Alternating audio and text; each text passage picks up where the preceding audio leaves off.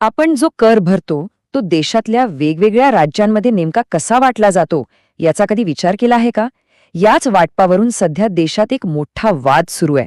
बघा, एका बाजूला अशी राज्य आहेत जी खूप मेहनत घेतात, उद्योगधंदे वाढवतात आणि देशाच्या तिजोरीत मोठा वाटा उचलतात. तर दुसऱ्या बाजूला अशी राज्य आहेत जिथे लोकसंख्या जास्त असल्यामुळे त्या तिजोरीतला मोठा हिस्सा त्यांना मिळतो. हा वाद आहे कामगिरीचा विरुद्ध लोकसंख्येचा. आणि यात कोण बरोबर आहे हे ठरवणं इतकं सोपं नाही. आणि याच वादाची ठिणगी पडली ती आंध्र प्रदेशचे मुख्यमंत्री चंद्रबाबू नायडू यांच्या एका विधानामुळे. ते अगदी थेट आणि स्पष्टपणे म्हणाले की चांगली कामगिरी करणाऱ्या राज्यांनीच कमी कामगिरी करणाऱ्या राज्यांचा भार का उचलायचा. राजकारणात इतकं परखडपणे बोलणं तसं दुर्मिळच. पण त्यांच्या या एका वाक्याने देशाच्या आर्थिक रचनेवरच एक मोठं प्रश्नचिन्ह निर्माण केलं आहे. नायडूंच्या या विधानामुळे फक्त एक राजकीय वादळ नाही उठलं, तर एक खूप मोठा आणि मूलभूत प्रश्न समोर आला आहे.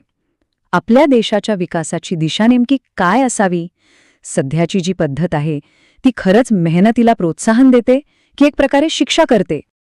बरं, हा वाद नीट समजून घेण्यासाठी आपल्याला थोडं खोलात शिरावं लागेल. म्हणजे नक्की हे पैसे वाटले तरी कसे जातात? या राजकीय गदारोळाच्या मागे एक मोठी, बरीच गुंतागुंतीची सरकारी प्रणाली काम करते. चला, ती समजून घेऊया. या सगळ्या प्रणालीच्या केंद्रस्थानी आहे कर वाटप, किंवा ज्याला इंग्रजीत टॅक्स डेव्होल्यूशन म्हणतात. आता हे नाव ऐकून गोंधळून जाऊ नका. कल्पना अगदी सोपी आहे. केंद्र सरकार आपल्या सगळ्यांकडून जो कर गोळा करतं तो एका मोठ्या निधीमध्ये जमा होतो. आणि मग दर काही वर्षांनी एक वित्त आयोग नेमला जातो जो एक फॉर्म्युला ठरवतो की या निधीतला पैसा राज्यांमध्ये वाटायचा कसा. आणि खरा वाद सुरू होतो तो इथेच, या फॉर्म्युल्यामुळे.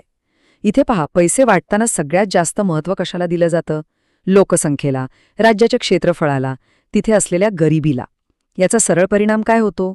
ज्या राज्यांची लोकसंख्या जास्त आहे आणि विकास तुलनेने कमी, त्यांच्या पारड्यात जास्त पैसा पडतो. आणि इथेच विकसित राज्यांचा खरा आक्षेप सुरू होतो. मग साहजिकच प्रश्न पडतो की ज्या राज्यांनी खरंच मेहनत घेतली, लोकसंख्या नियंत्रणात आणली, उद्योग वाढवले, जास्त कर गोळा करून दिला, त्यांचं काय? त्यांना असं वाटायला लागतं की त्यांच्याच पैशातून इतरांना मदत केली जातेय आणि त्यांच्या चांगल्या कामाची दखलच घेतली जात नाहीये. एका अर्थी ही त्यांच्या चांगल्या कामगिरीसाठी मिळालेली शिक्षाच आहे, असं त्यांचं म्हणणं आहे. ही खरं तर कहाणीच्या दोन बाजू नाहीत, तर एकाच देशातली दोन वेगवेगळी सत्य आहेत. बघा, एका बाजूला दक्षिणेकडची राज्य आहेत ज्यांनी लोकसंख्या नियंत्रणात आणली, आर्थिक प्रगती केली, पण त्यांना आता वाटतंय की त्यांना करातला वाटा कमी मिळतोय. आणि दुसऱ्या बाजूला बिमारू म्हणून ओळखली जाणारी राज्य आहेत जी अजूनही गरिबी, शिक्षण आणि आरोग्याच्या मोठ्या समस्यांची लढत आहेत आणि त्यांना विकासासाठी साहजिकच जास्त निधीची गरज आहे. दोन्ही बाजू आपापल्या जागी बरोबर आहेत. आणि मग ह्या सगळ्यामधनं एक खूप महत्वाचा आणि थोडासा टोचणारा प्रश्न समोर येतो.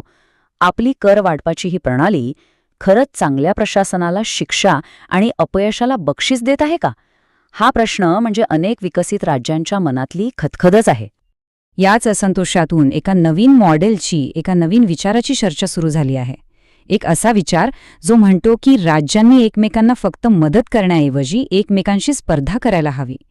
याच संकल्पनेला स्पर्धात्मक संघराज्य असं म्हटलं जातं. म्हणजे आतापर्यंत आपण सहकारी संघराज्य या तत्वावर चालत होतो. म्हणजे काय? तर सगळे मिळून मिसळून पुढे जाऊ. पण आता एक नवीन विचार येतोय, तो म्हणजे स्पर्धात्मक संघराज्य.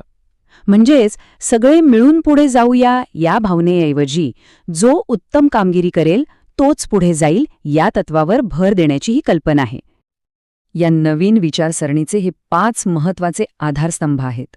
कल्पना खूप सरळ आहे. जे राज्य आर्थिक शिस्त पाळेल, उद्योगांसाठी चांगलं वातावरण निर्माण करेल, त्यांना जास्त निधी मिळावा. यातून काय होईल? तर राज्यांमध्ये विकासाची एक निरोगी स्पर्धा सुरू होईल आणि त्याचा अंतिम फायदा संपूर्ण देशालाच होईल. थोडक्यात सांगायचं तर कामगिरीला थेट पैशांशी जोडण्याचा हा एक प्रयत्न आहे. पण मग इथे एक मोठा प्रश्न आणि धोकाही उभा राहतो. या स्पर्धेत जी राज्य आधीच मागे आहेत त्यांचं काय होणार? त्यांना आपण असंच मागे सोडून देऊ शकतो का? नाही. आणि म्हणूनच स्पर्धा आणि सहकार्य या दोन्हीमध्ये एक संतुलन साधणं अत्यंत गरजेचं आहे. आणि ही गोष्ट महत्वाची आहे. अगदी स्पर्धेची भाषा करणारे नेतेही हे मान्य करतात की देशाचा विकास तेव्हाच होऊ शकतो जेव्हा सगळे भाग, सगळी राज्य पुढे जातील. त्यामुळं मागासलेल्या राज्यांना आधार देणं ही एक राष्ट्रीय जबाबदारी आहे, यावर सगळ्यांचं एकमत आहे. आणि याच संतुलनाच्या दिशेने एक छोटंसं पण खूप महत्वाचं पाऊल उचललं गेलंय. 16व्या वित्त आयोगाने आता एक नवीन गोष्ट केली आहे. त्याने राज्यांच्या कामगिरी किंवा परफॉर्मन्सला एकूण वाटपामध्ये 10% महत्त्व दिले आहे. हा एक खूप मोठा धोरणात्मक बदल म्हणायला हवा. आणि याचा परिणाम लगेच दिसायला लागलाय. हे आंध्र प्रदेशचं उदाहरण बघा. या 10% कामगिरी निकषामुळे त्यांचा करातला वाटा 4.047% वरून वाढून 4.217% झाला. आता हे आकडे कदाचित लहान वाटतील, पण प्रत्यक्षात हा हजारो कोटी रुपयांचा फरक आहे. म्हणजेच चांगल्या कामगिरीचं फळ आता हळूहळू मिळू लागलं आहे. तर मग अंतिम ध्येय काय असायला हवं? एक असं मॉडेल तयार करणं जे गरजू राज्यांना मदतीचा हात तर देईलच, पण त्यांना परावलंबी बनवणार नाही. मदत अशी हवी जी त्यांना स्वतःच्या पायावर उभं राहण्यासाठी आणि सुधारणा करण्यासाठी प्रोत्साहित करेल. आणि शेवटी आपण पुन्हा त्याच मूळ प्रश्नावर येतो. भारताच्या भविष्यासाठी काय योग्य आहे? सर्वांना सोबत घेऊन चालणारं सहकार्य, की चांगल्या कामाला बक्षीस देणारी स्पर्धा, की या दोन्हींमध्ये कुठेतरी एक नवा सुवर्ण मध्य साधणारा मार्ग दडलेला आहे? या प्रश्नाचं उत्तरच आपल्या देशाच्या पुढच्या अनेक दशकांची दिशा ठरवणार आहे.